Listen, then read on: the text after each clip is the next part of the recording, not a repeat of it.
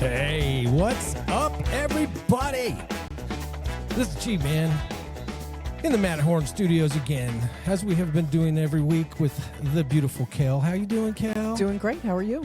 Woo! Man, it's been a fun but crazy week. Man, the last couple weeks have been just like rocking, socking.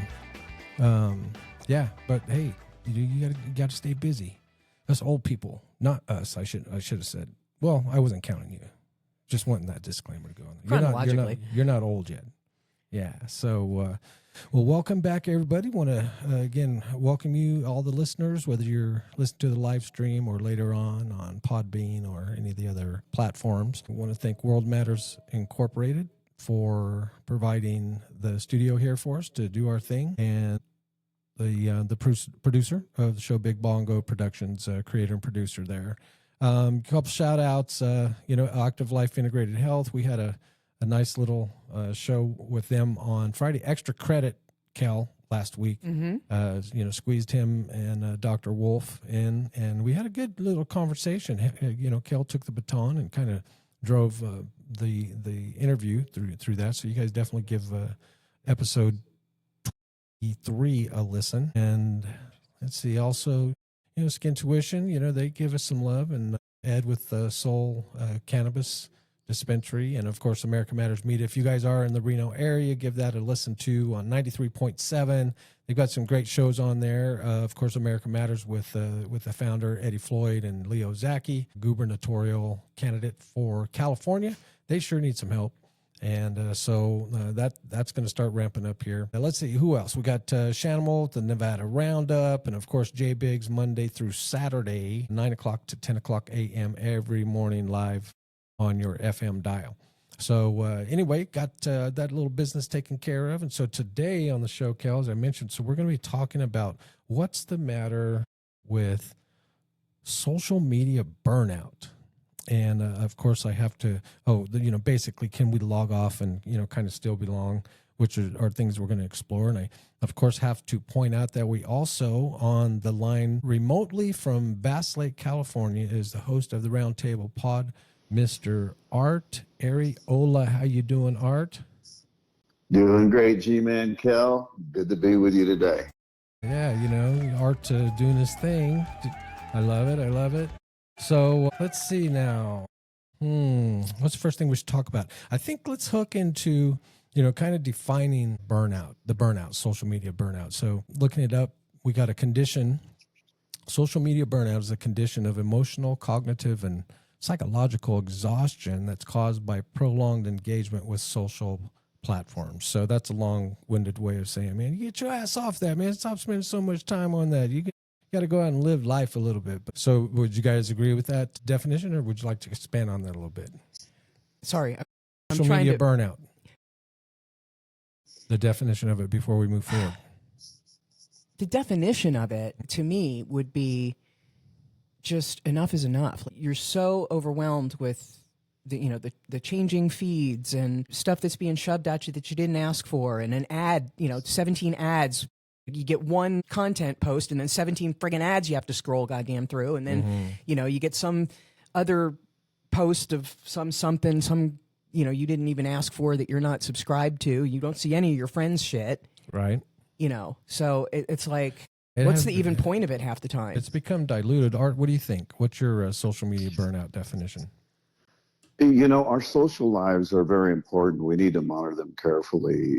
Even before social media, you can really get out of balance right away, or think that you're missing out on something because you're not dialed in. But we need to get off the grid. We need to spend time taking care of ourselves and taking care of business. And it's easy to burn out if you're paying attention to it, and to think that it's all so real and so important because, there's so much coming at you. It's hard to really figure out what really, really matters. So I'm really glad we're covering this subject today.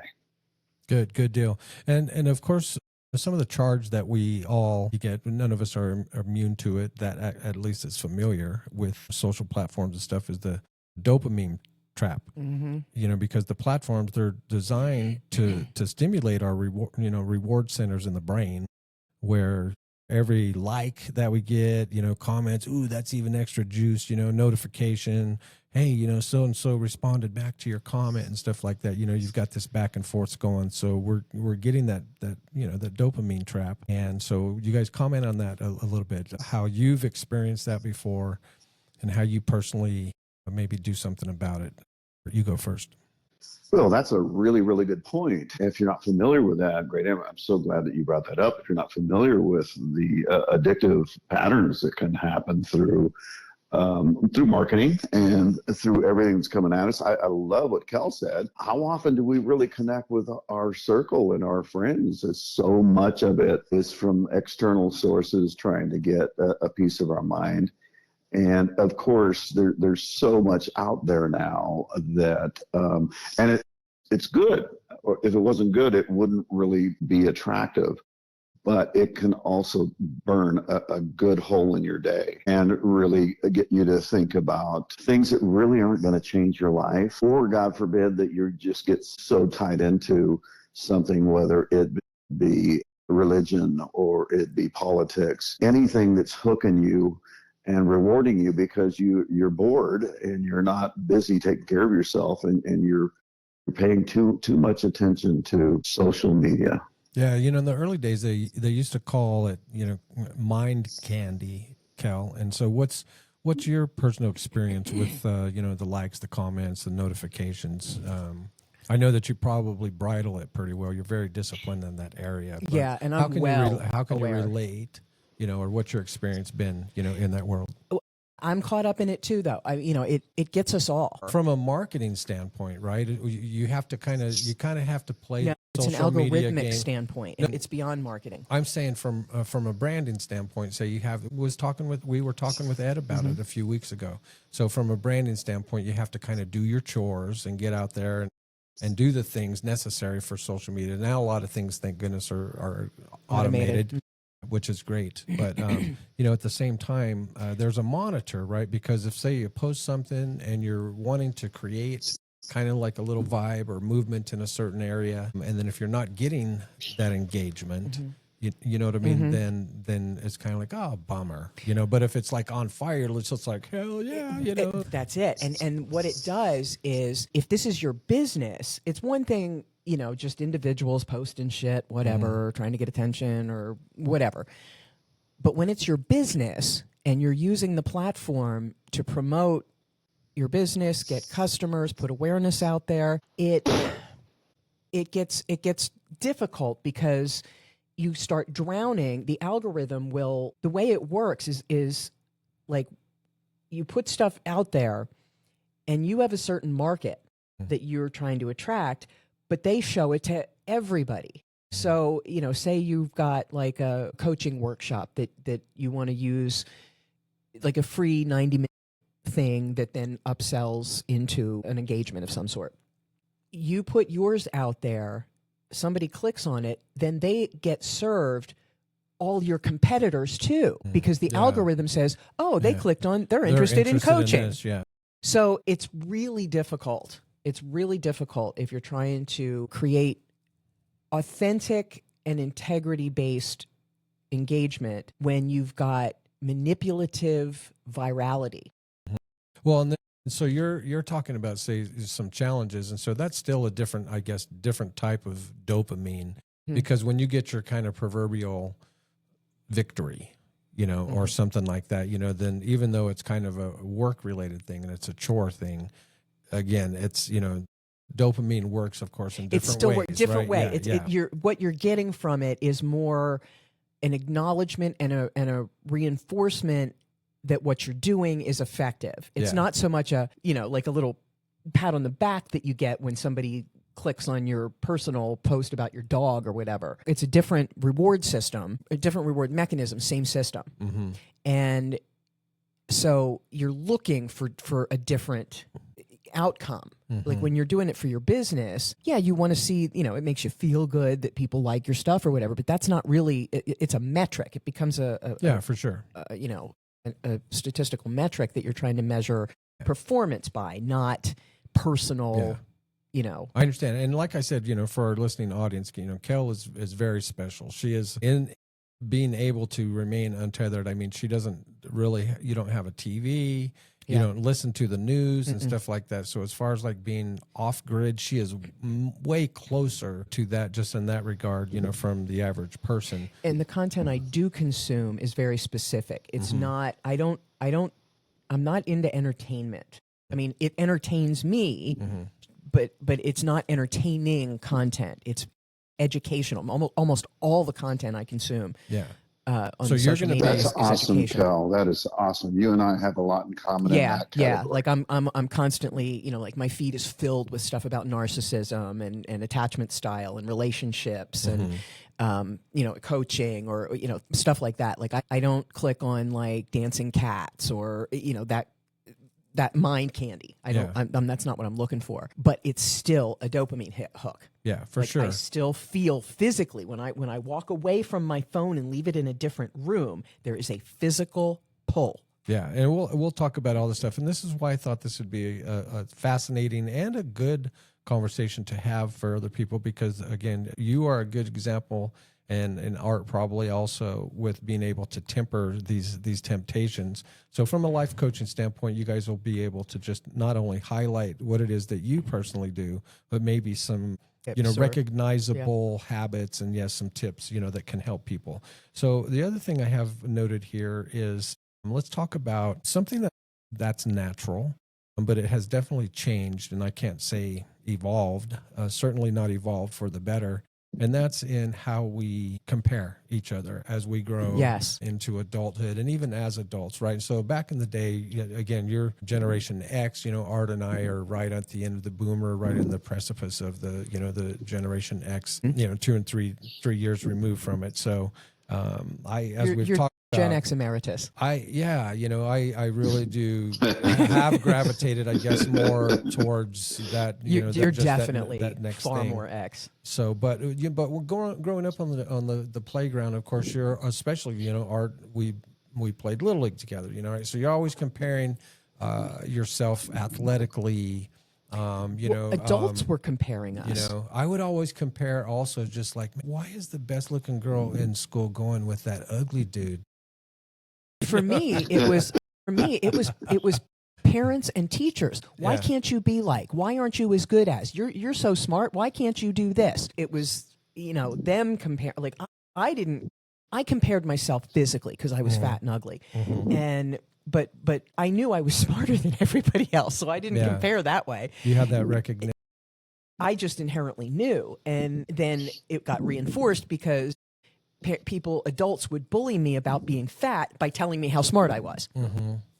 It's so weird. I was so simple. I really didn't think about school as far as like being smart or not. See, my mother was a teacher. I had know. no choice. It was as silly as it is. It was kind of like everything was like a game. Everything was a game, like very competitive. And so it's just like, okay, what are we doing here? Okay, so there's an A, B, C, D, F, and so the best is A. Okay, so I'll try everything that I have to do to get to an A because I want to win. And I want to be in that winner circle. Forced, I was forced to compete, and I'm not very competitive. I was a flute player, and back then you had to compete for your chair space. Oh yeah, remember? My mother insisted I be first chair. Yeah. So, I was constantly pitted against other people that I had no interest in. Yeah. I had no interest in that. Art, what about you? What did you like? How was your comparison growth? I mean, what was your personal experience with comparing yourself to others? Are you cooking? Is he cooking? I'm not cooking. Everybody just knows Art is calling in remotely from Bass Lake, California. So if I don't know if we hear he gets background attacked noise, by a grizzly bear or something like that, that's what's going on. Great. I'm glad you mentioned that because it was a very, very slight noise I just heard, but obviously it's coming through a lot more amplified on your end. This equipment don't joke around. I love that. Yeah. But back to your question, school for me was the most social event I ever did. When I was me growing too. up. Me too. Mm-hmm. That was my social connection. Yep. We what about specifically comparison? This comparison culture, and here's where I'm getting at, you guys. So like now, again, we're talking about social media, right? And so it's all about comparing each other's, curated highlights, of their life. And then when you see somebody else having, more fun than you, going on trips, flying, and all these different things that may be even out of reach, then you're comparing, kind of like where you're at in life, and it triggers this anxiety with some people, sometimes low self-worth. And I'm not talking about you guys. I'm talking about imagining as life coaches that there are people that are out here, and it's a huge amount of the population, right? And so not comparatively speaking, but just to, kind of share, with the audience from comparing yourself. Kel mentioned, she was overweight. Always you have this, intelligence comparison that that was forced down her throat. But so now specifically, when did you, look back and say, man, this is where I started comparing myself? And even more noteworthy is that when you compared yourself and it ended up being kind of a negative thing for you. Hadn't thought about that till just now. I actually realized that I was comparing myself to others who were better athletes, who were better socially, who had the ability to connect with others and influence others. And yet I was also very well aware of others comparing themselves to me and wishing they had, my gifts, my abilities, my skill set, if you will. It's kind of funny. I think we naturally find something that's better and want to at least improve. I didn't want to be anybody else, but I saw traits and qualities that, like my cousins had as athletes and as coaches and as influencers. I really liked that about them. I wanted to have that, not be that, but to have that. And I realized I was going to have to really get out of my comfort zone and become more social, more willing to kind of connect with people, even though I wasn't good at it at first. But I also remember having people comparing themselves to me, and I'm thinking, you don't want to be me. You don't want that. But I get it because, when you're a good athlete, when you're popular, there's a lot that goes with that. Yeah. But anyway, he was good. That's what I remember. This is when Art would come to the plate. Everybody else would just have the regular announcer. Just like batting lineup, this is the number, and but when Art had this side deal with the announcer, his name was Harry, and so they would announce Art, I don't know how he did that. That's that hilarious. was the greatest deal ever. We were all jealous. My whole thing with comparison is, like, a lot of people will they down compare, like they compare it to people who are worse than them so they to feel better. I up compare. Self-esteem thing. I'm always comparing myself to people that are like way ahead of me. Right. That's the way to do it. Going, I'm down here. It's. I find that interesting. Yeah, that makes a lot of sense. So on these platforms, you guys, so I kind of broke them down. So we're talking TikTok, Instagram. I want you guys to remember Instagram because there's a joke later that's pretty close to that. Facebook, X, the old Twitter, and there's this new one called Threads and Blue Sky. And of course, when I say new, I keep getting these notifications. So-and-so wants you to do it in Threads. And I'm just like, I need to be more like Kel. And so I avoided downloading this new social media. Have you heard of Threads? I've heard of it. Yeah, I don't use it. It's there's Threads, there's Signal, there's Discord, there's Telegram. I don't use any of that shit. So what about Blue Sky? Never heard of it. I don't need any of that crap. Like it's Facebook is. I don't do Instagram. I don't do TikTok. Yeah. Facebook is it. Yeah. I don't even do X anymore. Yeah. Like Twitter. I don't have any. So this will be good. So I hate Instagram. I don't get it at all. So we get that you're staying off, and again, in a way, kind of being again off grid. It's we're a little bit jealous, but for again the listening audience that's out there. So TikTok, the specific burnout, the fatigue that we're talking about today. So the first is TikTok. You get these fast dopamine loops and overstimulation. With Instagram, there's this visual perfectionism and curated kind of identity pressure that comes with it. Facebook, you get this argument fatigue, especially with the outdated UX, and X, Twitter. There's these outrage cycles, political combat zones. It's huge. I haven't been on X in a long time. Years. It's been at least 3 years. Long time. since before it was X. So Threads, Kel, it's a new meta alternative. Right. It's a meta alternative to X, and it's still built on engagement and reaction mechanics. It's dumb. I know. What I'm just trying to explain what these things are for the listening audience. It'll throw you to it. Because I'm old, and just like you hadn't heard of many of these things. Yeah, I don't know. So we're trying to fill people in. And my thing is, this is to me. There's one more. Hold on. Okay. Then Blue Sky, you're ready to jump into this. Even though you never really do They're not with gonna it, last. Won't last. Blue Sky, a decentralized platform. It's similar to early Twitter, and it's promising free speech ideals, but is still susceptible, to the similar fatigue. Of course, all are, and most of them won't last because how many profiles can you maintain? How many messages can you keep up with? How many places do you really need to be? You don't need them all. You just need one. Yeah. And so these are like, pick-me's. These are, Me Too's that are jumping up, trying to reinvent the wheel of stuff that we already have that is owned by mega trillion-dollar companies. Either they'll buy it and shut it down, or they'll buy it and integrate it into whatever we already have. You almost said intercourse. I could tell. Did I? You almost did. No, integrated. Integrated.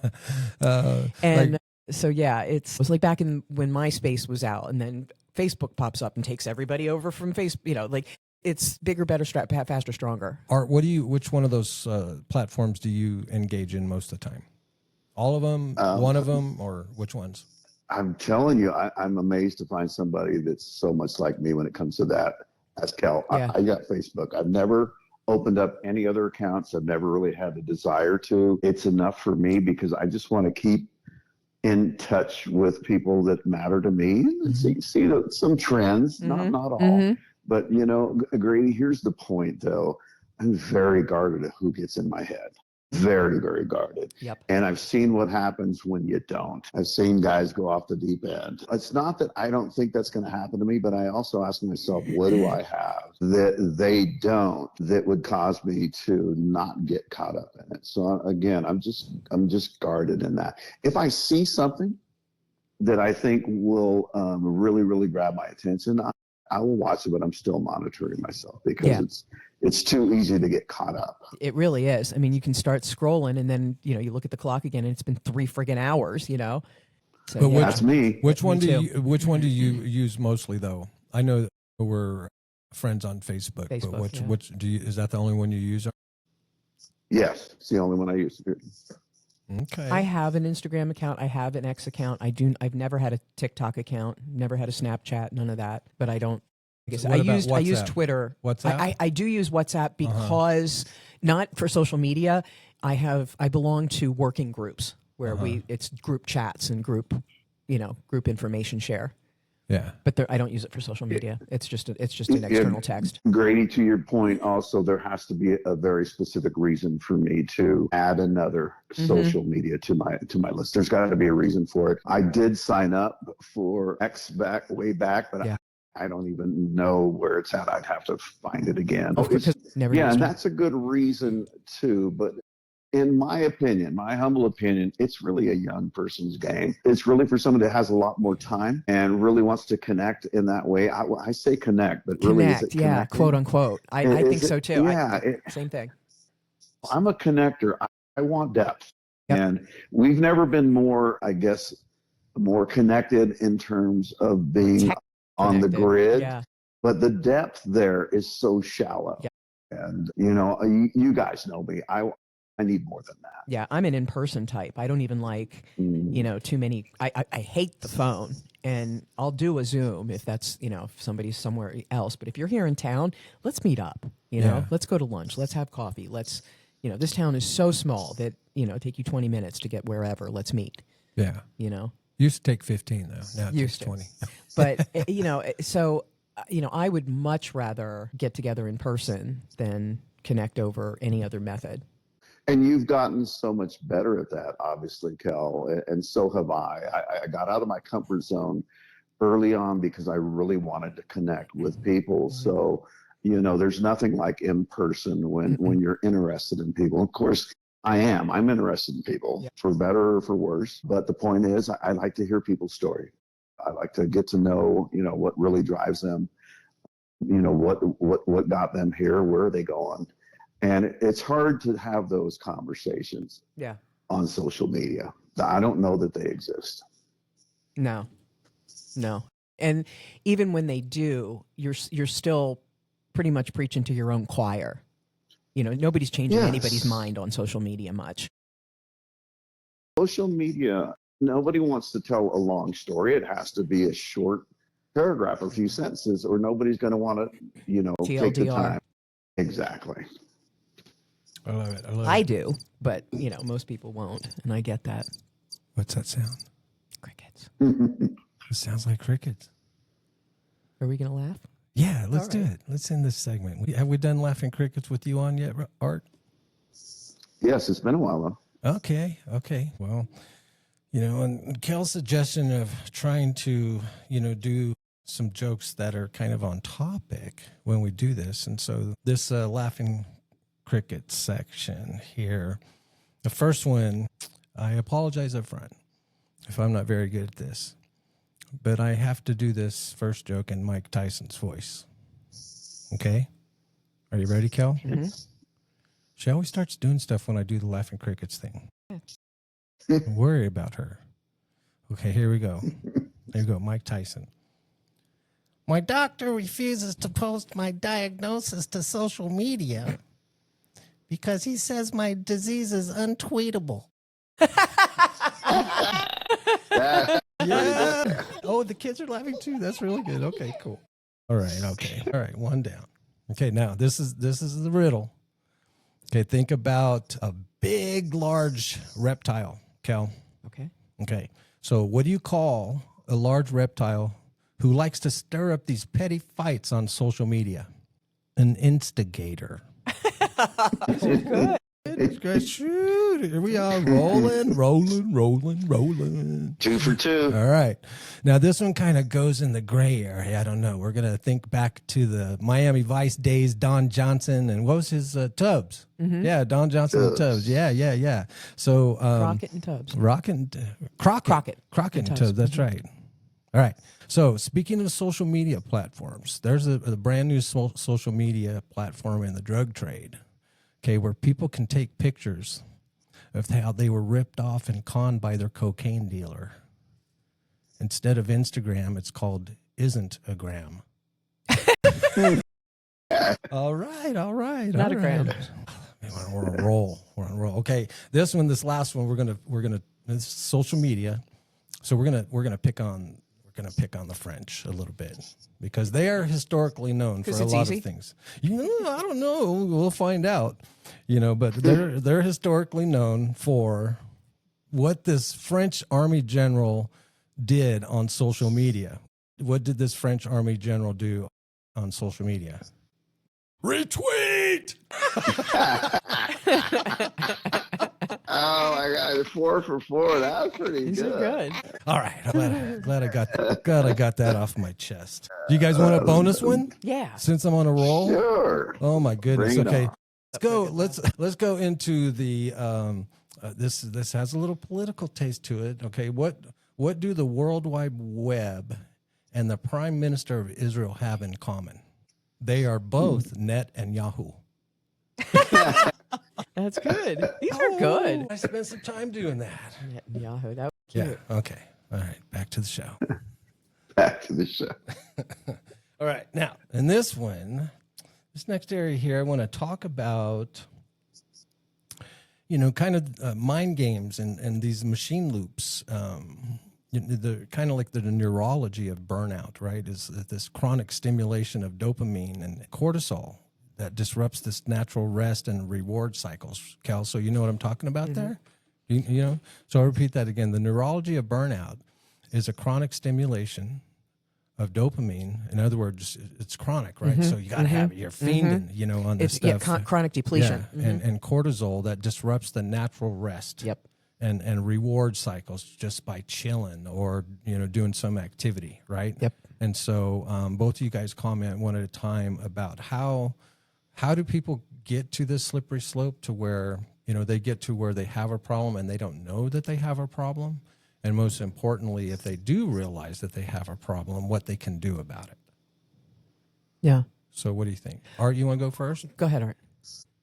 Boy, I have addressed that with loved ones, putting themselves out there so much on social media, taking on some very, very controversial topics and then getting the crap beat out of them. And, I couldn't stop them while they were in the process.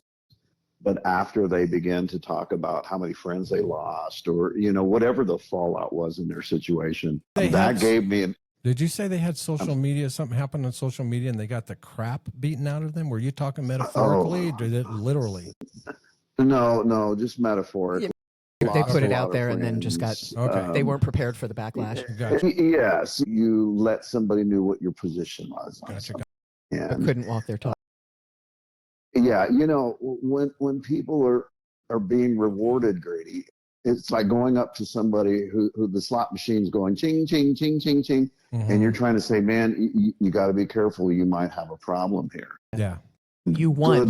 Now, you just won big. Now it's time to walk away. Yeah. And they don't. Yes. It's usually once it's become a problem that they can identify with and they're beginning to open up a little bit about it. But, I'll try because I care. I'll try and say, say something simple, keep an eye on that. But it's because I'm watching me all day long. Mm-hmm. So I got to get better at what I say to myself. Yeah. You're like, I got my own problems, bro. Yes. And the better I get at managing my life, then the better life coach I am. True. To help somebody else overcome their situation, because I can use something, pretty relevant and realize how deceptive denial is. Yes. There's a lot of collective delusion going on. Yeah. It's not in denial society right now. Yeah. It's not denial if you're sitting there looking at it and going, I don't really care. I'm going to do it anyway. That's not denial. No. That's just stupidity. Right. That's willful. Yes. That's just willful override of common sense. Like you're saying, I know, I understand the consequences and I'm going to do it anyway. And that's fine. That's fine. I mean, if you want to have, but don't come crying to anybody else and act like a victim, there you go. Like yes. And expect anybody else to bail you out of it. That's the problem. It's when people want to, well said, Kel. They want to wade out into the deep end and then, but they don't have a life jacket on and they can't swim and they expect somebody else to jump in and save them. And no, like that used to happen, that used to happen a lot. Other people would butt in and think it was their responsibility to help. And I think society in general got used to a sort of weaponized, incompetence or a weapon, like the feeling like they didn't have to be so great at something, they could mess up and somebody'd bail them out. And that's not happening much anymore. I think people are, I used to be a savior, and I have killed that impulse. It kind of seems like, because of just the state of affairs, especially economically, that parents are less likely to be able to help kids back, in the day versus now, or is it the opposite? I don't think it's changed all that much, just because inflation seems like things are more expensive, but people have more money. There's a lot of 30-year-olds that are still living in mommy's basement. Absolutely. Whereas before it was tougher. It's like, boom, get out and, you gotta fly. Kick them out of the nest. There was not so much in the back of the day. I still think that applies. I think parents have wussed out and allowed their kids to not strive. Art, did you get kicked out or did you leave on your own? I couldn't wait to leave on my own. Yeah. I was 17. I think if there's anything that's changed, it's the young people have. I ran away one time when I was 8, though. Kids have so much more access to everything that we didn't. And to try to prevent them from it could be nearly impossible. So as they get exposed to things they have no business being able to even judge, it becomes a lot more difficult to be a parent today. I would not want to be a parent today, not on this planet. And, and again, still people wade into into parenthood, you have to have a license to cut hair, drive a car, or fish, but anybody can have a kid. Yeah.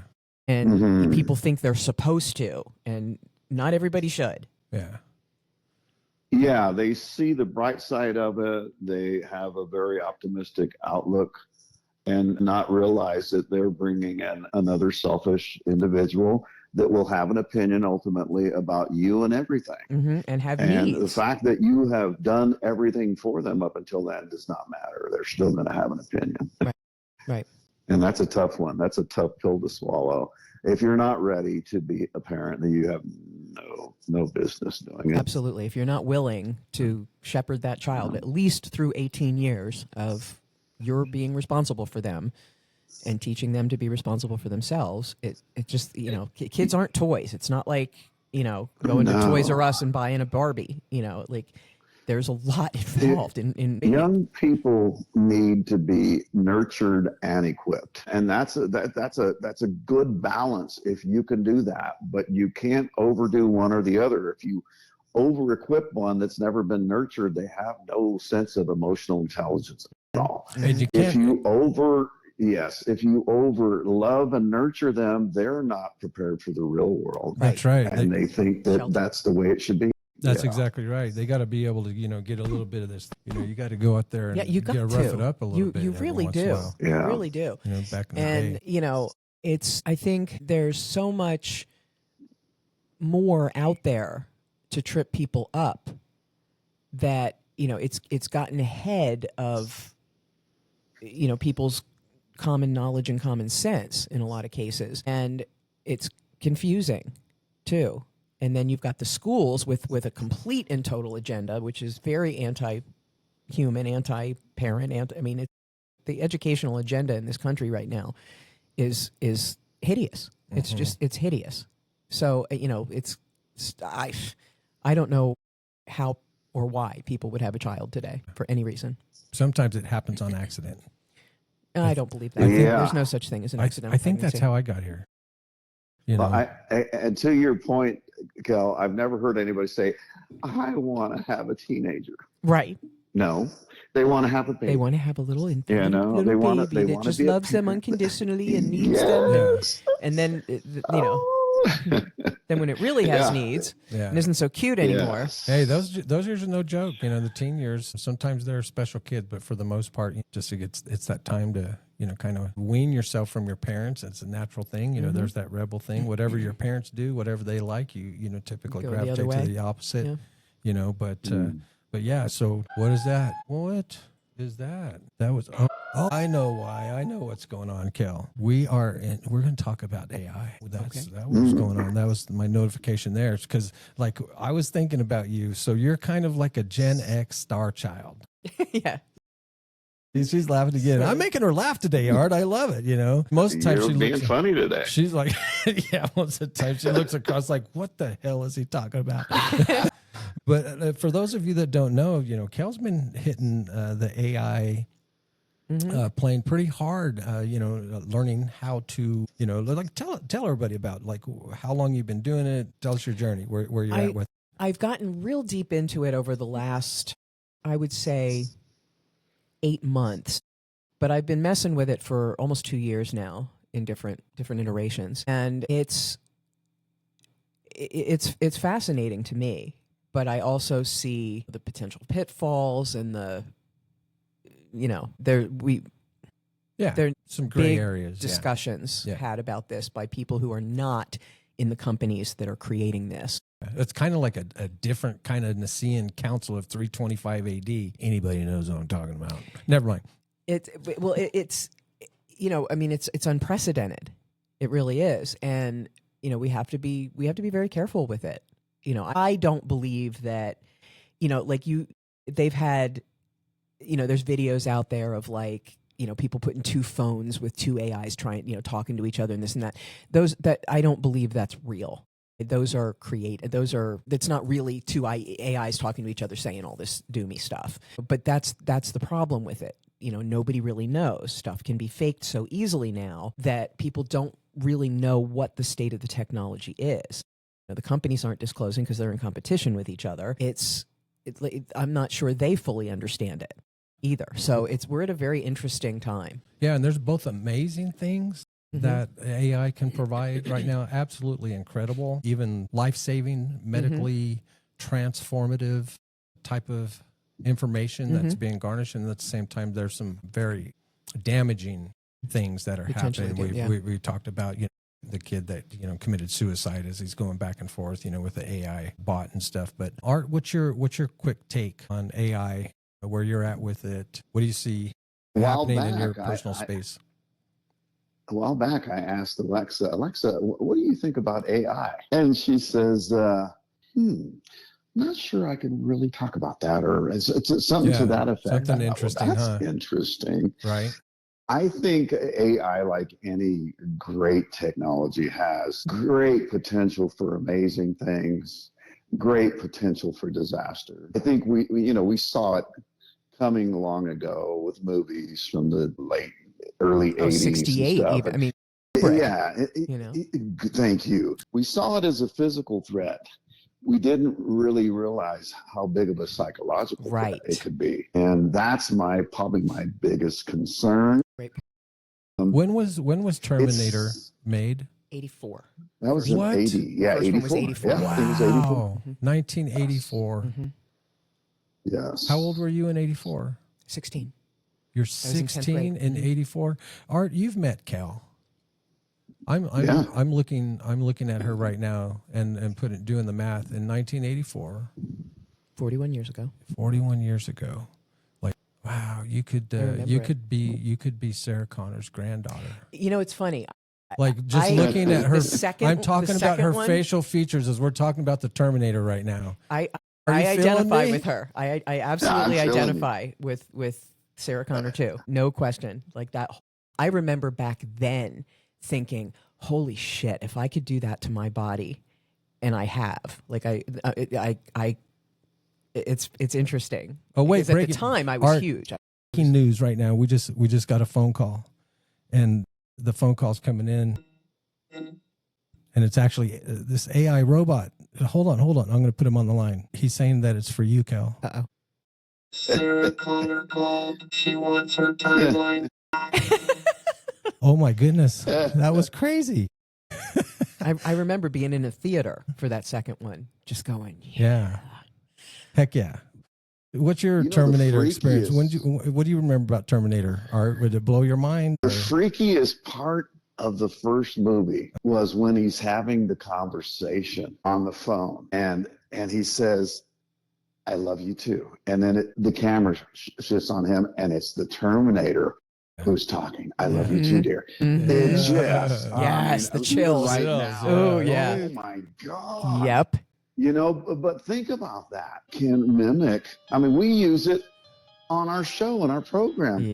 We can use it to mimic voices, to imitate things, and so the future is going to be extremely tricky. Well, and that leads into my next thing that I want to talk about. So and then we're just at the beginning of it, right? But deep fakes. I can remember there was you get to you can recognize an AI video now, but at first it's just like, whoa, is that real? There were some things, and of course there's information that comes out, but AI generated video, audio clips that can convincingly impersonate real people.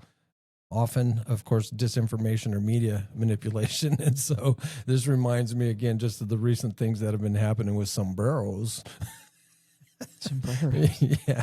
So Kel's out of the loop. So, you've got this government shutdown happening. I'm not trying to, minimize the effect that maybe have it on some people. But yeah, so they're having this squabble back and forth with the party. So the government's shut down. Only essential, things can happen. People are having to work without a paycheck and things like that.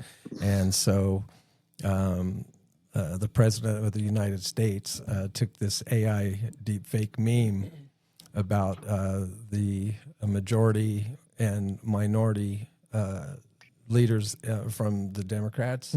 They didn't like it, but it was hilarious. It was just funny. They basically put a sombrero and some a mustache, on them, and was playing Mexican music and stuff like that. Yeah, that's all it was. But anyway, That's funny. You know, yeah, our president's a wannabe comedian, you know, and he clowns around, but he is He's a wannabe like, a lot of he things. is, oh my gosh, he is like a professional troll. He's just Serious. like, It's so, and it's they so don't get pure. it. They keep going. They keep like stepping into these traps. You know what I mean? It's just like it's kind of like if you didn't make a big deal, but then he'd probably start getting criticism from the actual population of people. But when he gets a reaction from all these other people that are supposed to be these whoop-de-woo, people, Mature, and mature professional. stuff like that. And actually, I think there's most of the population that just love that theater. It's the entertainment division of the military-industrial complex. So I don't get too serious about it. And anyway, No, people will probably get mad at me for saying that. But I what the can't hell? deal with it. Laugh at them all. That's when I'll talk about politicians. Is when I'll make fun of them, either side.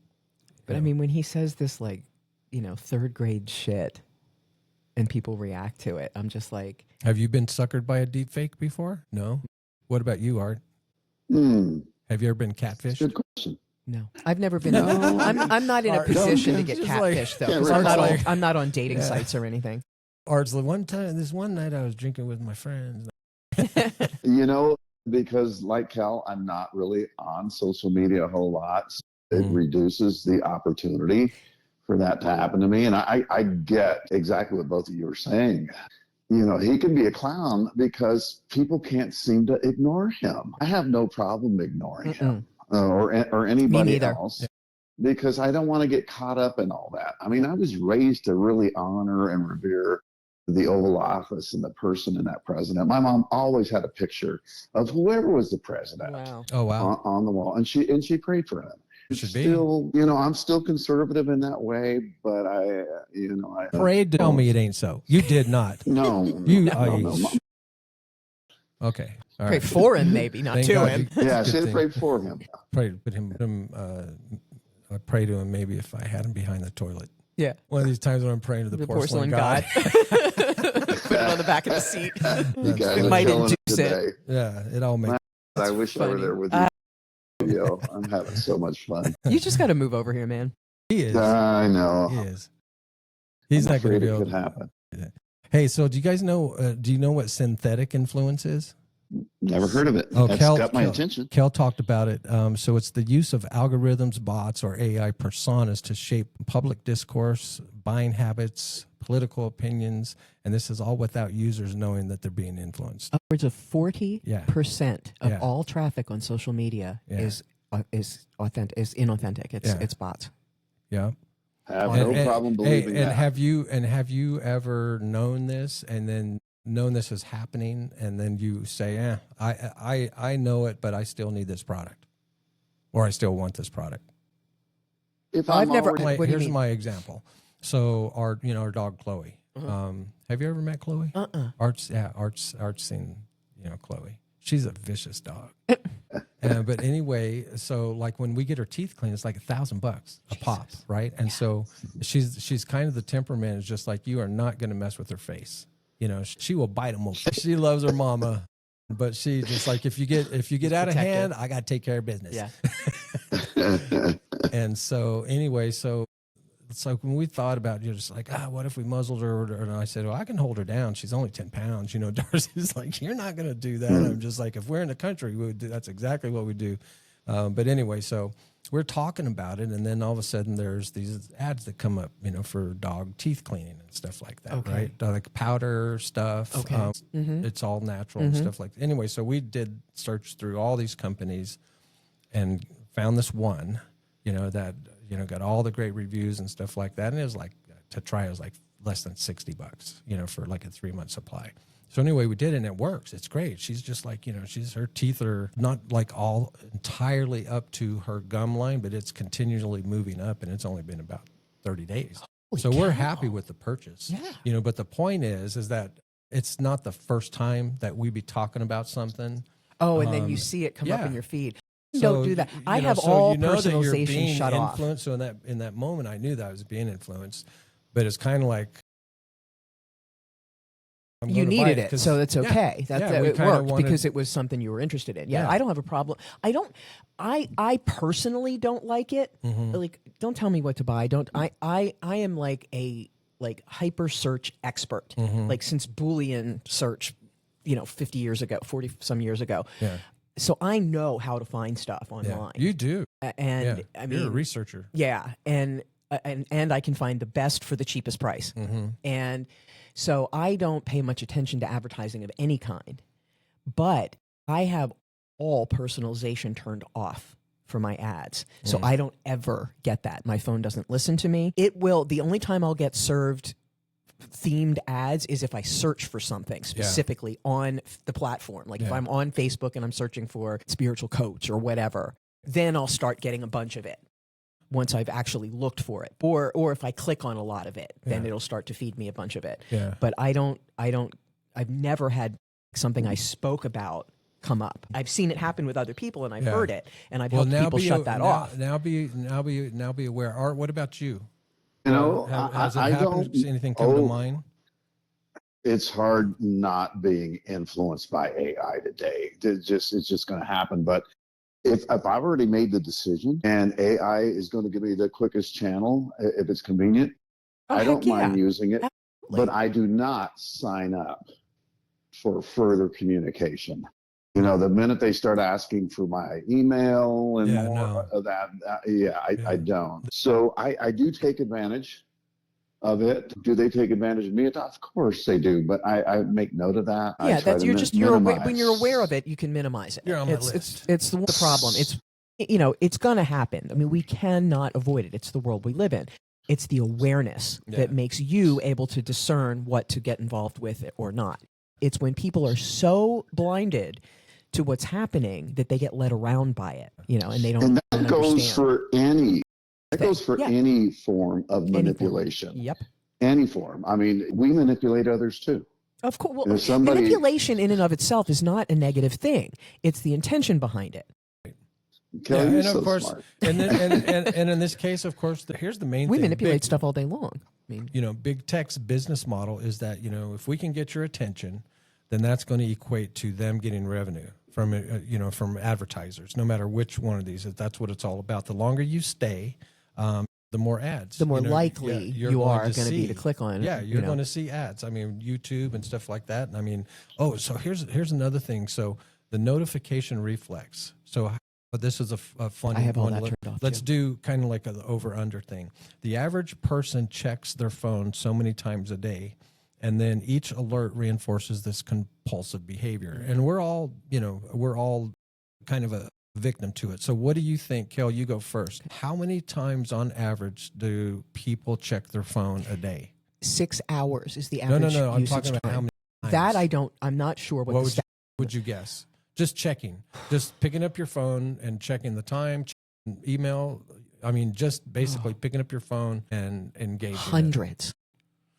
Put a number on it. 800. She's like, you should see her. She's like, yeah. Art, what do you think? Oh, did we lose it? Did we lose Art? Oh, I'm sorry. I'm sorry. I was there on he mute. is. G-Man, there's literally times where I've been on my phone, or my phone's been on, operating for 24 hours. Yeah. Even overnight. I had movie streaming or something, white noise. Yeah. But there's also been times when I've gone to Reno that whole day. I rarely check my phone unless I was at a rest stop or at a Starbucks or doing something. And I didn't care to check my phone. Yeah, if I'm doing stuff, I don't either. Yeah. It's only when I'm idle. Like if I'm waiting in line somewhere or waiting at a restaurant or by myself, in some kind of. Well, just think of it like this. There's 24 hours in a day, right? And so again, just checking your phone. And because we're talking about the dopamine, that you get from checking your phone, specifically Facebook. So whether it's Facebook, whether it's Reddit, X, whatever your jam is, you're checking your phone. And how long you're on there is a whole different.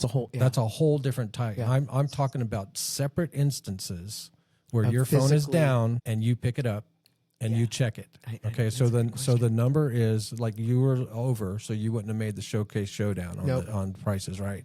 but 144 times a day. And as compared to Kel's 800, doesn't seem like a lot, but think about it. In 24 hours, 144 times you're picking up your phone and checking it. That is a lot. That is, that's 3-4 times an hour. And this is regardless of whether you're at work. That's you're the second question. or, what else are you doing? Yeah, exactly. Regardless of your activity, regardless of how long you're on the phone. That's interesting. Right? Same thing with notifications. I have very few notifications, and I leave my ringer off at all times. Yeah. It's most of the time, statistically, people are doing that too.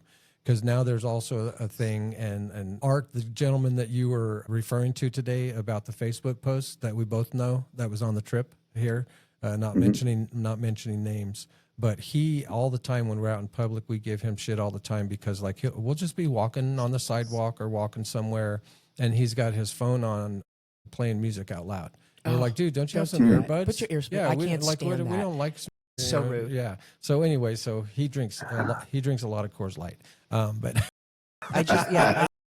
so it's poisoned his mind, but that's just there's no excuse for that. Rob Russo had a good post today about cell phone. Yes, I saw that. Talking on the that's exactly. I saw that too. Yep, and that triggered me to think about this because that drives me. I'm very sound sensitive because of my ADHD, and I have a condition called misophonia. Certain sounds literally make me insane. Yeah, that's like when you're looking for your phone, you can't find It's a dumb name. It really is a dumb name, but it's. Oh man, that means it is time for the lightning round. So what we're going to do? Oh, first of all, do you know what a grayscale phone is? It's not color. I know what grayscale is. It removes the color from your phone screen. Interesting.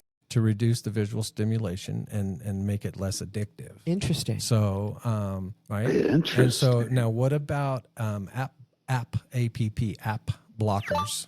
Yeah, like limiters. I don't use them, but I or those are tools that restrict access to specific apps or that sets time limits. Yes. Freedom Force. I use those where appropriate. Okay. People have asked me what I use my phone for, Grady. I read a lot, and I read a lot more on my phone or audiobooks. Yep. I check my email. There's a lot of patterns that I developed in my career. Yeah. I don't want 100 emails when I can, keep an eye. You can just keep it up. Yeah, exactly. I love you guys, but you guys are getting ahead. This is the lightning. Okay. This is the lightning round, and so you guys are actually doing what I was going to instruct you to do, but you didn't get the questions. But man, I love your enthusiasm. That sounds like a good name for a show. Right. Okay. So, there she goes. She picked up on it. I love that. Okay. So this special edition is the Social Detox edition, right? And so we're going to do this or that. So we're not going to do a thumbs up or thumbs down. We're going to do this or that. So you're going to pick between the two, and then you're going to tell us why. Okay. So now that's why I asked grayscale phone or app blockers. When it comes to social detox, which one is your preferred method? Would it be to get a grayscale phone so it's not so colorful, or would it be to apply app blockers? Make your choice and tell us why. I would prefer a regular phone that I could grayscale. Yeah, that I could that has a toggle, a grayscale toggle. I wouldn't want a full grayscale phone that could never be color. Gotcha. But I would like my regular phone to have a toggle. What if you either had to purchase what if you had to purchase a grayscale so you couldn't have it as a toggle? I'd still rather a grayscale phone than app blockers. App blockers wouldn't work for me. All right. What about you, Art? Oh man, as much as I enjoy images, I think the grayscale idea is a fantastic idea. Yeah. If you have a grayscale, you're using it less, and you have less apps that you have to try to manage or even think about. And then also younger people would never want to borrow your phone. Yes. Too funny. Yeah. Okay, next one. It's like really limited bandwidth. Go ahead. Yeah. So Kel, would you prefer to have to go back and use a flip phone for a week, or to take cold showers for a week? Oh, flip phone. Absolutely flip phone. I've had a cell phone since 1992. So I'm very hyper acclimated to that kind of culture. Yeah. Device. That'd be kind of nostalgic too. What about you, Art? Flip phone? Fine. I had flip phones that had an actual keyboard. Dang. I loved that. What about you, Art? I like the way Kel puts certain things, hyper acclimated. Yeah. You know what? I don't do cold showers, Grady. So Yeah. there you go. Flip phone for me for sure. Yeah. Yeah. I The can do water it. was cold. I'd end up having to talk to people more though, because texting on flip phones is a pain in the ass. Oh, this is an interesting one. Now, what do you think about this? Do you drink coffee? Do I drink coffee? Okay, so I already know her answer then. So no social media for a month or no coffee for a month. Hell no. We just I found drink at least 4 cups of coffee a day. Yeah. Decaf. Yeah. Now. What about it's not you, a Art? caffeine thing, but I fucking love coffee. I love coffee so much. I actually took a break for a month. That was a pain in the ass. Oh, I can't imagine. Do you do high test though? Caffeine? I will do, yes. I do pour overs and I make a very stiff drink in the morning. Yeah. I gotcha. I'm really spoiled when it comes to good coffee. Man, that's a tough one. Because social media involves so much more. I would probably have to do away with the coffee because I use social media for so many meaningful things as well as social stuff. Yeah. Yeah. I gotcha. But if it was a challenge. Oh, and it's already a challenge. Yeah. Like if it was, let's try this for a month, see if you can do it. Oh my God, Kel, what I love doing in the morning is going on social media. With your coffee. My first cup of coffee. Yep.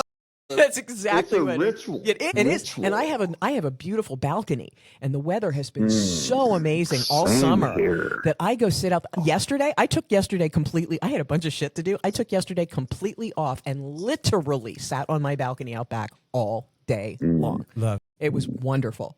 It was such a nice day. The weather was great. I didn't have anything pressing to do. I had stuff I need, should around the house and running errands and but like nothing business or anything serious.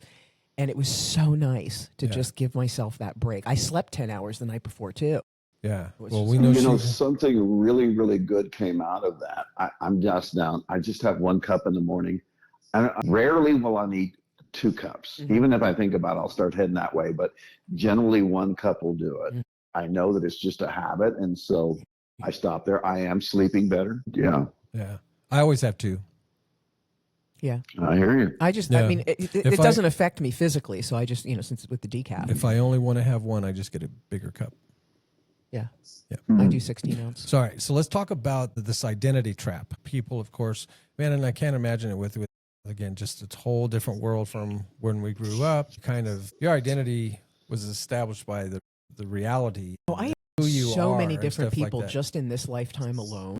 No, what I'm talking about though is like you are who you are, because there was no internet, there were no computers or anything like that. So when you met somebody, they forged their identity, by their habits, characteristics, traits, all that stuff, right? But now you have these, the ability to kind of impressions, put an impression together, and put this on your feed. And so, who are you?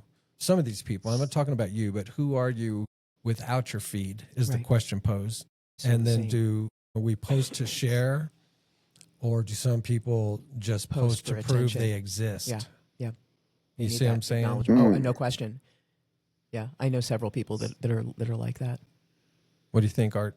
And this is a very, very personal topic for me because identity is everything. I'm more concerned about who I'm being than what I'm doing all the time. And it helps keep me centered. I'm not sure if I'm doing any real justice to your question here, but identity is everything to me. It's the first thing I try to establish with my life coach clients is who are you and what do you want to be? And they look at me like, you mean what do I want to do? No, what do you want to be? What do you want to become? Because you got to know what you're going to become so that you'll know what to do. Well, and you also have to know what that future you, who that future you is, so you can step into it. I mean, otherwise you're shooting at a nebulous target. Right. If you don't know what your who you want to become, Yeah, you're talking about manifesting. Yeah. you have no, nothing to shoot for. Now, what would you guys say? Kel, you and I can talk about this All day long, all day long. What would you guys say if your online self became more influential than your offline self? Mine are the same. I would- Yeah. It's very, I mean, when I post on social media, it's typically a share, There's a or lot of it's- people on social media that you don't actually know personally. Right. You've just met them on social media. Gosh, Friends, yeah. Facebook Absolutely. friends like that, right? Or Absolutely. whatever. And so people, what if that list grew to, 10,000 or 100,000 people, and you did an inventory and you're like, man, I only actually know 50 of these people. Right. Right. But your influence from the people that actually don't truly know you, you were able to influence people much more from your online self than you were ever able to in life, for real, person to person. Mm-hmm. So the question, I guess, first of all, would that be okay? Assuming that the answer is okay, because yes, because you're helping other people. But there would have to be kind of like this Alice in Wonderland double reflection in the mirror, to where you're like, these people are following my lead in my direction, but they don't really, because if they really knew me, and if I said what I wanted to say, then I may lose this influence on all these people, which would be a detriment. You see Yeah. what I'm saying? Right. And Juxtaposition. no Yeah. question. And you see how that alters influencers' behavior and Yes. changes who they Yes. are. Like, people have lost empires. You've changed, man. There's a big controversy. There's a big hoo-ha going on in the spiritual community with Matt Yeah. Kahn. Matt Kahn is a biggie in the spiritual community, and evidently he got into a relationship with the woman who's now his wife, and she altered the way he presents himself and his business, and it's alienated the vast majority of his audience. And there's a big back and forth going on in his Facebook groups between his members, going, I think it's this, and I think it's fascinating to kind of like if you again, one of the questions you would like to think of, if a person gets famous and known and just famous and well-to-do and stuff like that, that it wouldn't change who they Right. are. Right. We'd all like to think it happens. What do you It think? happens. What would your reaction be if your online persona was more influential than your offline persona? I think it depends on the outcome. If I'm being effective and helping other people, if it's meaningful, I might just go along with it, even though it's kind of an illusion, because they don't really know me. But I'd like to be more consistent, though, G-Man. I have to understand myself. I have to look at the guy in the mirror and go, who the hell are you, every day? Yeah. And so if I'm one way this way and another way this way, it's kind of like, well, then it's like you're intoxicated. You're a different person when you've had booze, and that can be easy. I've seen that part of me too. And sometimes I got very, very casual on social media and in my own social life too. And I've had to kind of reel that back in, because there's got to be an authentic me. And I like to believe that I can be more consistent on both. So that way I don't have to remember or become, put my cape on when I get onto social media, or do something completely different because it's not authentic. And I'm not sure how I would manage that guy. And is it like two personalities? It's a great question. I got to think about this. So, see, that's the whole But thing. I think if it's being effective and helping others, then I think I'm willing to take on two personas to accomplish that. But I want to know that I'm aware of that. Yeah, because I think Muhammad Ali had a very calm demeanor. If you didn't have the camera on him, he was very, very shy and very, very quiet. But the minute the camera was on him, Yep, exactly. Well, I mean, it's like, I think, when we've talked about this, relating to the show, that, true strength lies in showing up authentically online and offline, right? That's, kind of a true strength, hey, this is who I am, love me or hate me, And so, I think there's a vulnerability in that, but also that vulnerability. And we were talking about resilience a couple episodes ago. You know, vulnerability kind of equals this resilience by being authentic. And then plus two, you know, by being authentic, you don't have to remember some bit. Right. Or, That's you the know, whole thing. like- I mean, when you're faking it, Yeah. it's a lot of work Yeah. to pretend to be somebody else. Yeah, I was watching. You're just watching people on stage. You've been around performers Oh, enough to heck know yeah. that when you're backstage, you know, with them, Art, and they're Yeah. just these chill people, you know. But there's this switch that gets turned on with all of them, and you can take, say, an introvert, and you know, and then once they're on, they're, you know, they're they're a different persona, split, you know, split persona. This switch comes on. They're a totally different person. And I think a lot of people get When you connect with people, whether it be an individual or a group, you're connecting with their energy as well. And that is a natural occurring dynamic that happens just through osmosis, if you will. And I'm okay with that so long as, again, there's a mutual benefit to that. And I think any guy that has ever stepped on the stage like you want energy. You don't want to be bringing all this music and the audience is just staring at you. There's no connection there. So there's feedback that happens through that energy too. That's the way we're kind of wired to. For sure. Do you guys think there's too many platforms? yes. Like a tech overload? Absolutely. Yeah, tech overload, question. like platforms, notifications. Yep. You know, input this, Way too output much. that. You know, like So- it's draining, right? It drains kind of us. You know, we all talk about being present and stuff like that. It's just like more challenges in front of our face. You know, and so you know, just the social media toxicity. Talk about like online discourse, right? And how there's this peer pressure sometimes. And you get keyboard warriors. My gosh, you know, what you guys like the filters? You know, where No, I don't. I'm I've like, never used them. I don't even know how to use them. that is false advertising, man. Stop it. I don't understand. Stop I don't it. understand. I've never You know? photoshopped anything. Yeah. I've been a photographer for decades, and I've never used any of that stuff. I'm glad I don't understand have it. to date anymore. Oh God, yeah, You know? it's bad. You know, like, you know, God, you know, like you see a girl that's like a 9, 8, 9, you know, just like, yeah, you know, I really don't want a 10 because they're high maintenance. But you go on the date, you think you're going to get an 8 and 9, you know, she shows up as a 5 or 6, you know, with like, you know, with like, and needing a spare tire, you know, it's not fair. Oh man, I'm going to get in trouble for that. Okay. So, hey, so like, as far as like trolling and stuff like that, rage bait, like if you, Yes. like, yeah, right. So talk about that. So you just like, it's almost like mind effing somebody Oh, when you absolutely. see how triggered they get. And there are people that'll jump into a conversation thread, you know, and just start saying, all I got to do is like post this one sentence. Oh yeah, it's like a seagull just say- manager. Like you drop just- in and drop. You know, just it's like a say- seagull. You fly over, you drop. just shit say and fly something away. like Trump is the best president in our nation's history. Then put Right, something yeah. like that in there. Yeah. My gosh. Yep. You know, there could be anything, but people actually, they have fun doing that. Mm-hmm. You know, all wrapped. What is this note here? What is FOMO? FM. Fear of All wrapped up in the fear of missing out. Yeah, Uh-huh. I got you. And we talked about doom scrolling, Mm-hmm. right?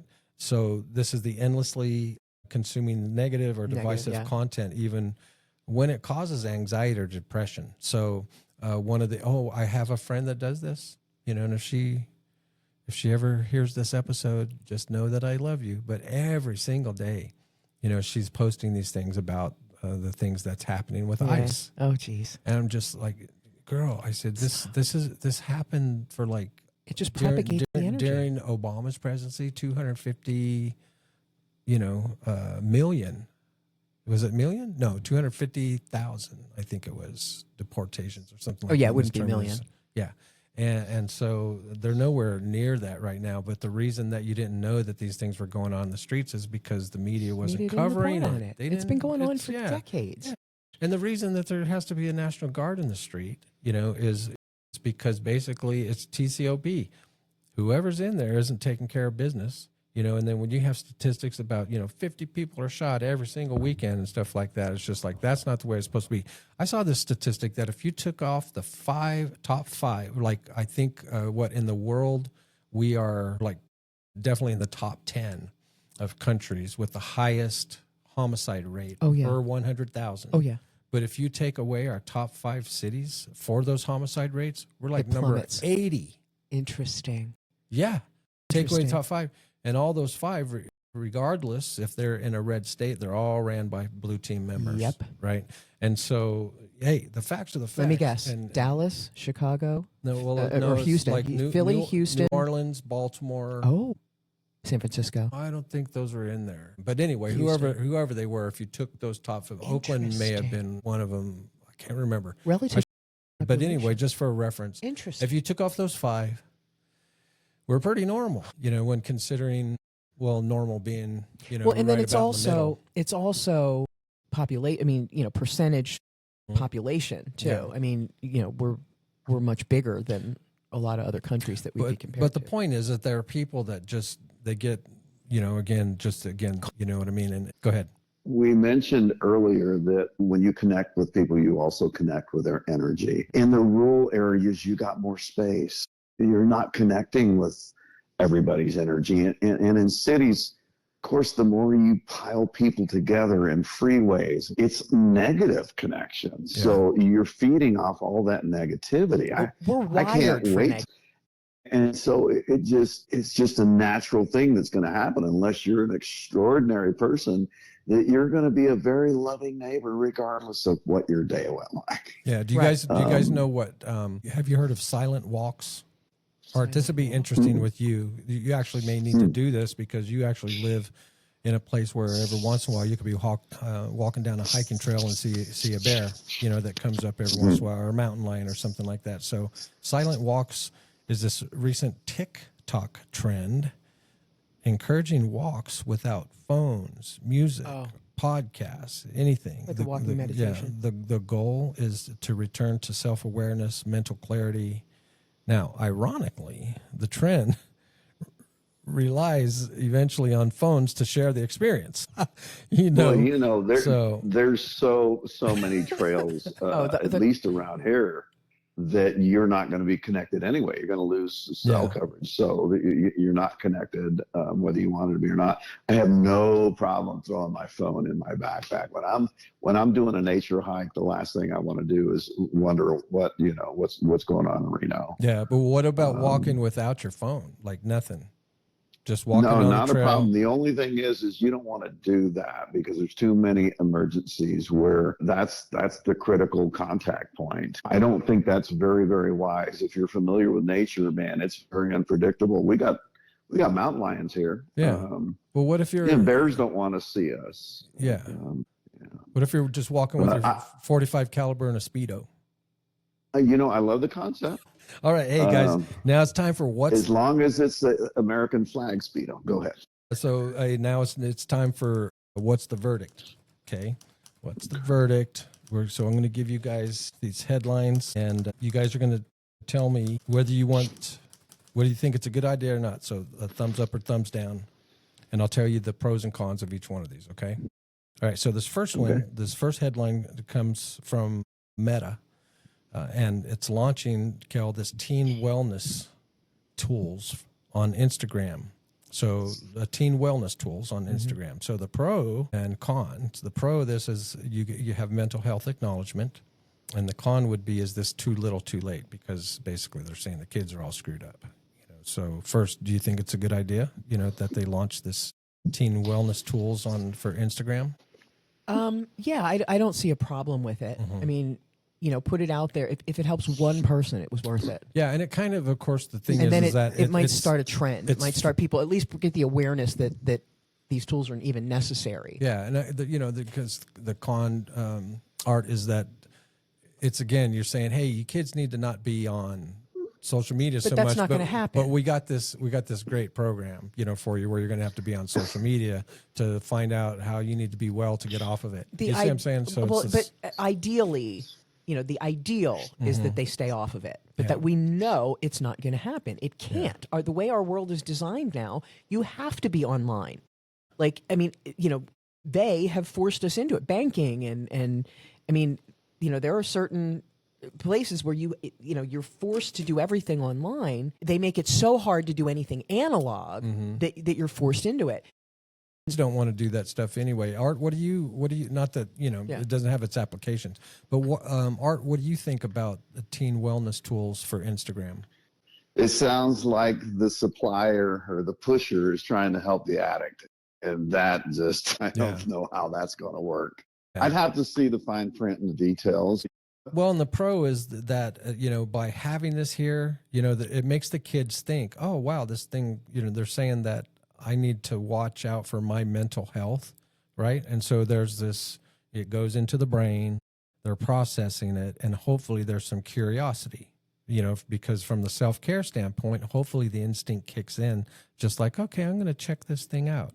And then just by curiosity, they may find some practical advice, to not just, say wean themselves from social media, but if they're experiencing some challenges with their parents or their current environment, bullying at school, and things like that. Yeah, no, I love the concept. As long as it's really intended to really help the end user, I'm all for it. Cool. All right. Now, what about this dovetailing still into TikTok relating to therapy? So there's, again, therapists on TikTok that are giving out advice and stuff like that.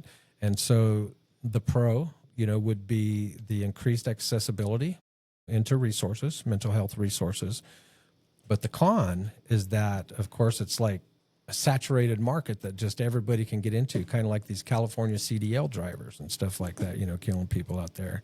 But, but misinformation can spread easily if you just open up the door without these people getting professional qualifications. So we see a lot of that in the is life coaching industry. Do you think it's helpful or harmful? It's helpful. I think it's ultimately helpful because the cream will rise to the top. People will, good point. They'll get involved with they'll get recognized. Scammers and, people that are ineffective, and eventually that will just work its way out. We're in this glut now where people are like, oh, this is new.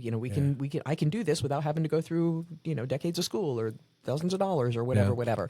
So people are trying it, but they're failing. So then they wash out. I and gotcha. those of us who are meant to do it continue to be successful and then rise. It's not a problem. I think, the more that's out there, the more people recognize the need for it, and then we'll look for quality. I love it. Well, Art, what do you think? Is TikTok therapy, is it helpful or more harmful? Whether it's any platform, I think counselors and therapists are great. However, they don't tell me what to do. I tell them what I want, and then they help me formulate a plan to get there. I do not put my life in somebody else's hands, just blindly following their advice. Mm-hmm. So I think that it's fantastic, but you have to be a well-informed patient. Yes, you work as a team together and both have to do their part. But just to go to a counselor to get fixed or a therapist, I'm sure that it happens from time to time, but you got to know what you really, really want. And you can't go to a therapist without knowing what you really, really want. Otherwise, you're leaving it up to them to decide, let's take you in this direction. Exactly. You get my point? Absolutely. And that's the problem is if you personally don't have an end goal, therapists will keep you forever. They don't want cures. They want customers. Absolutely. They'll keep you there every week talking about your mama and talking about your childhood and talking about school and bullying and dragging you back into it. It's interesting because I had a therapist and was seeing her and I even said to her, I said, I'm not a big fan of therapy. I'll tell you right now, I'm not a big fan of therapy because there's no end goal. I'm into coaching, so I need some sort of progress metric that we can be working towards. She was new. She was in training. She was young. And how did she react to that? She just agreed with whatever I said. And I knew more than she did. And I can talk my way in or out of anything with these people. Yeah. And because I know the jargon, I know the lingo, I know, all about it. And that's why therapy is not effective to me. I lie to therapists because of their first of all, their mandatory reporters. So if I start talking about suicide, I run the risk of being 5150. And this was back when I was still in that mess and going through that. I had fear. I couldn't trust any of them. But this girl, I was like, would they have to report you if you talked about dead bodies being buried somewhere and stuff? I'm asking for. Oh yeah. But I was trying to work through crap, my old crap with my mother. And I was through it. I was like, I had come to some realizations and some epiphanies and was talking about it with her and was moving out of that, trying to get on to something else. And she tried to pull me back into it. And I was just, it was so obvious to me. I thought, oh my God, I got to get, I'm done. I'm done with this. And I quit after that. But like, I'm trying to, progress. Yeah. And here she is trying to drag me back into old crap and get me hooked into it again. You want to move on, lady. Yeah. And so I was just like, wow, it's She wanted to go Freud on you. very Freudian. And I'm a Jungian. I'm not Freudian at all. And she was quite Jungian. So now check this out, you guys. I mean, So quite Freudian. teens prefer, so headline number 3. So teens are preferring YouTube over having friends in real life. My God. And AI is OMG. going to be next. They're saying that the pro of this is that it's creating this new wave of DIY creators. But the con is, of course, the social isolation risk, the non-personal skills, right, that they're having. And so what's your take on that, about teens preferring YouTube to friends in real life? Like, what would you, first of all, thumbs up or thumbs down? Do you think that's good or not so good? Thumbs down, Kel said. What do you think, Art? Thumbs up or thumbs down? Double thumbs down. Me too. Yeah. It's like very porn. dangerous. You can't get rejected. Right. It's porn. That's it. You can't get rejected. I see what you're saying. I never thought of it like that. That's true, though. That's exactly right. I heard an amazing psychologist talk about the power of porn being, hey, I can have sex with anybody virtually and not get rejected. And not have to pay for dinner. Work out your fantasies. Hello. Absolutely. That's such a great point. Such a great point. And it's the same thing with YouTube. It's a surrogacy thing where they get hooked into these creators that are telling them what they want to hear, and whether it's true or not, and getting caught in those loops and then not being able to interact in day-to-day life because it's so painful. Yeah. Remember when American Idol first came out? Mm-hmm. Yeah. And you had these people come on stage. Yeah. And they were terrible. Just delusional. Terrible. Yeah. Yeah.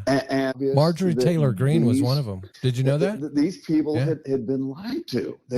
Somebody people said, deluded them their whole life. You're going to be great. Yes. Keep working on it and keep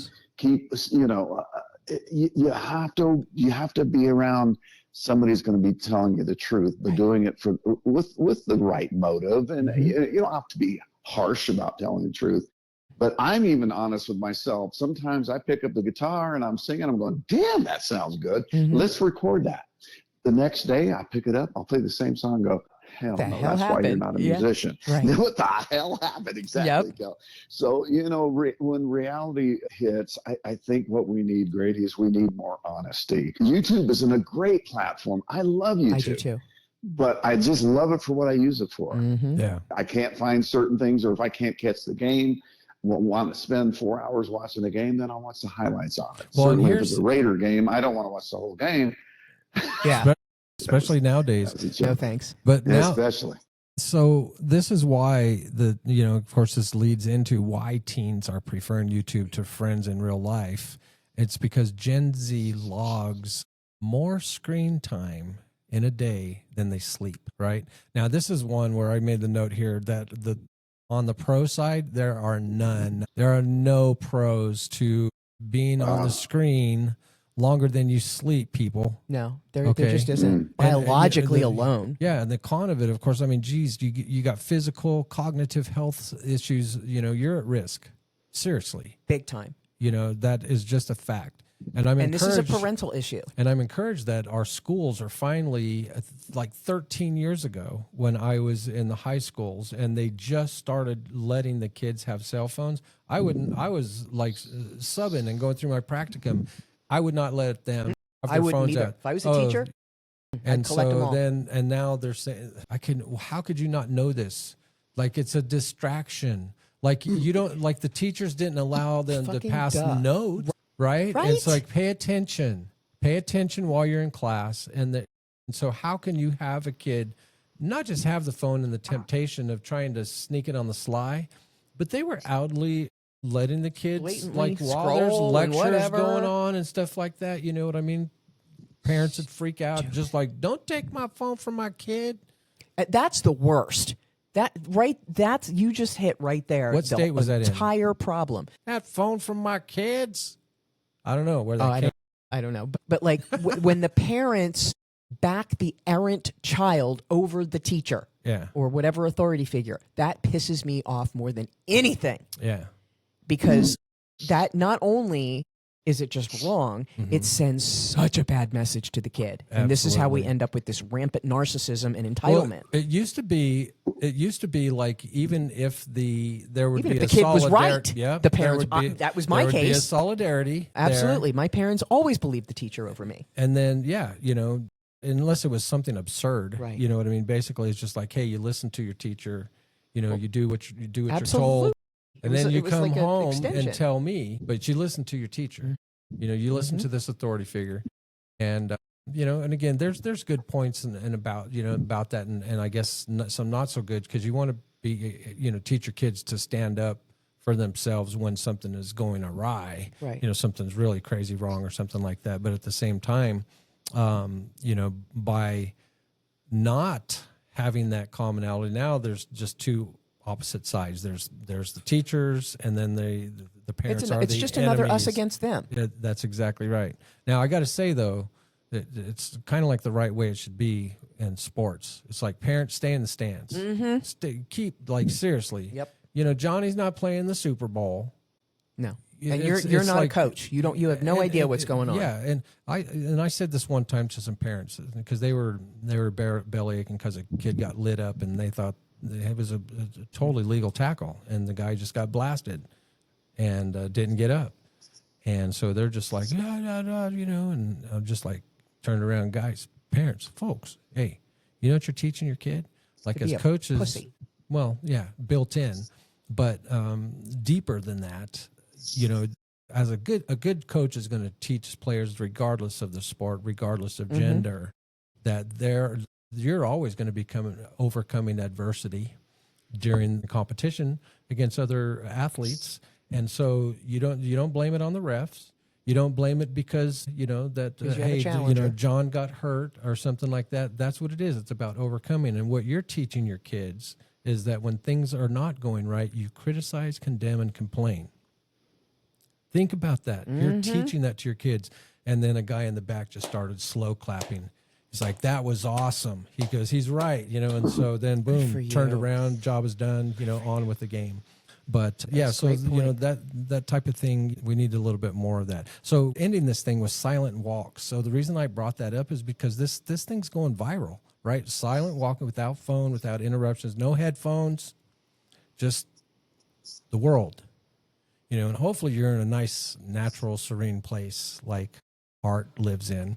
But I'd imagine, like if I really Or wanted your to nice do little this, neighborhood. if I was even in an urban setting, then okay, that's what you want to do. You want to get rid of this crutch. You want to wean yourself, untether yourself from it. And so listen, get out there and listen to your feet going down the sidewalk, listen to the horns honk in the distance, Just be maybe present. depending on where you're at in the neighborhood, you may have to hear just like, I'll kill you, mom. No, just like, but just Some try places try to appreciate it all, So, so let's kind of wrap this up by just kind of reviewing. We talked about, of course, our digital wellness, possibly being able to go get some grayscale mode, look into app blockers if as an alternative. Reclaim your attention that you're spending. Track how much time you spend online. I think I'm about like at 4 hours a day, but my phone's like my mobile office and stuff like that. Screen time's about 4 hours a day or something like that. With those of us who work in a connected industry, whose business is connection, we've got to give ourselves a bit of a break. How aware are we of our usage is more important than how much we're actually using. Exactly. Some other strategies from a digital detox as far as planning these things is, and it could be difficult, for some people, but just like, I have kids and stuff like that, but just to take the weekend, log off. Set a goal, just like I'm going to go through the entire weekend. Tell your family and your friends, hey, I'm going to log off. So if you need to get in touch with me, I don't answer, my phone's going to be off. So don't think that I got it, stolen or something like that. And this is a social thing right here. And I have to say, sometimes depending on who I'm out with, and apologies to you, Kel, if I've ever done this, but try to just not have your phone out if you're out at dinner with people. Yeah. It just It doesn't bother me. Yeah. you know, But just try to, just try it. get Be it. there, be present, But yeah, if engage you in can- conversation. Think back, we talked about the roaring 20s. Mm-hmm. They didn't have they didn't have cell phones back in the roaring 20s. So put yourself back in time. Just like, I want to pretend like I'm back in the roaring 20s. You don't have to tell everybody. It's your own self-talk. Right. But I'm back in the roaring 20s. They didn't have cell phones. So I'm going to enjoy it. I'm just going to be a flapper tonight, and I'm going to, have a good time and focus you on know, my conversation, know. And also, again, seriously, I'm going to start doing this, a weekly silent walk. Right, a weekly silent walk, and just unplug, from the activity on your phone. So now, ending here with these matters of fact. Now, all these statistics were double verified from sources, including the Pew Research, Harvard Health, and Psychology Today. And so the first one, guys, the average adult. Now, we talked about the times, 144 times on average that they check the phone. So the average U.S. adult spends 2.5 hours a day on social media, not their phone, 2.5 hours a day on social media. This is through Data Reportal 2024 in the Pew Internet Research. So the second one is participants in a digital detox reported 60% improved sleep quality. Wow. This is from the sleepfoundation.org. And Art, didn't you just reference something like that you were sleeping better, from taking a break from coffee? Yes. So try it from a digital detox standpoint too. No problem. So some of these things here. Number 3, there are apps that use a, quote, persuasive design, end quote, that's modeled after slot machines. We all living here in Reno know about the psychology of intermittent reward. Yep, they have a casino marketing management program up at UNR, and they express this, that it's all part of the psychology, the ding ding ding ding ding, and the visuals and stuff like that. I don't do slot machines. If I gamble ever, it's normally in the sports betting realm. But I was out the other night, of course, with some boys in town and looking at the slot machines and stuff like that, and they are visually incredible. And again, the sounds and stuff like video that. games. It is. It's exactly like that. Persuasive design is also for the apps that we use. And so number 4, 40% of users feel anxious when they're separated from their phone. That's a lot of people. That's a lot of people. 4 out of 10 people, get anxious when you're away from your phone. Sometimes I'll get busy in the backyard, and I could be out there for a couple hours, and then, my wife will text me, and then she's like, why aren't you answering me back? And, just like, then she'll call and leave a message, stuff like that. And 2 hours later, I check my phone, and I'll call her, and she's like, where were you? I was like, Busy. yeah, if I'm doing other backyard, stuff, it's not a problem. Yeah. I don't even notice. But even people calling, that's my point. See, is. I It's don't like know. Even I don't- people, they just expect you to always Right. have your phone. And I have my ringer off all the why time. are they not returning my call? Are they ghosting me?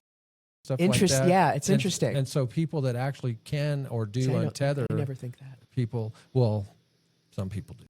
They really do. That's an attachment style thing. Yeah. And I've never been like that. Like, I'm not an instant responder, and I don't expect people. Like, people will say, oh, sorry for the delay. I'm like, oh, please don't think a thing of it. I never been one of those people that sits on my phone waiting for somebody to text me back, unless it's like timely, like we're trying to make arrangements or something. But for the most part, like I'm not like that. I'm just not like that. Well, now you guys as life coach, this last one, you can put this in your pocket now and check in with some of your clients if they're, kind of stressing out or whatever. So reducing screen time by a mere 30 minutes a day leads to increased well-being. That's according to the Journal of Behavioral Addictions in a 2023 study. Yeah. So let's wrap this up, you guys. Art, you go first. Some takes, questions, anything about today's episode that you want to kind of kick off, or not kick off, but to end with. Sure. Really, I think what we did was we covered a lot of symptoms of the real problem. And the real problem is that you're not living an intentional life if you're addicted to these things that come at you, can easily attract you and grab a hold of you. This is why we learn as good life coach is to become somebody of intention. Your life is intentional. You don't just wake up and see what's going to happen. You don't wake up and say, I'm going to spend, 6 hours today on social media. No, nobody thinks that way. So It's a symptom of something that's really missing in your life. So if you can't separate from your phone, or if you find that as a challenge to separate from your phone, to go on a silent walk, you already got a problem. And you better check yourself, because you have addicted yourself to an illusion. Because online social media is just an illusion. It's just an illusion. I mean, regular life is enough of an illusion. Thank you. It is. And so when we're dealing with the symptoms, there'll be other symptoms. And my take on this, Grady, is that live an intentional life. Figure out who you are and what you want to be, and what you want to be today, and live in the now. And tomorrow you're going to have a new now. And you're going to have a better version of yourself, because you're monitoring your thinking, you're monitoring your patterns, your behaviors. Not that we're exempt from that, because we are all being manipulated, and we're all somewhat part-time manipulators. So it's not like we can separate it, but when we become intentional, we are far less available for those things to control us. Yep. I love it. Hey, great words, brother. That was awesome. Kel, how about you? Same thing. It's not going to go away. It's not going to get any less. It's going to continue to escalate and expand and grow. And, so the impetus is on us to monitor and be intentional. Like Art said, be very aware and intentional, mindful of our own personal outcomes with it. What are we trying to do with it? Why are we using it? Be aware of, and I'm not saying, if you habitually mindlessly scroll for a couple hours a day or whatever, I'm not saying that that's necessarily a bad thing.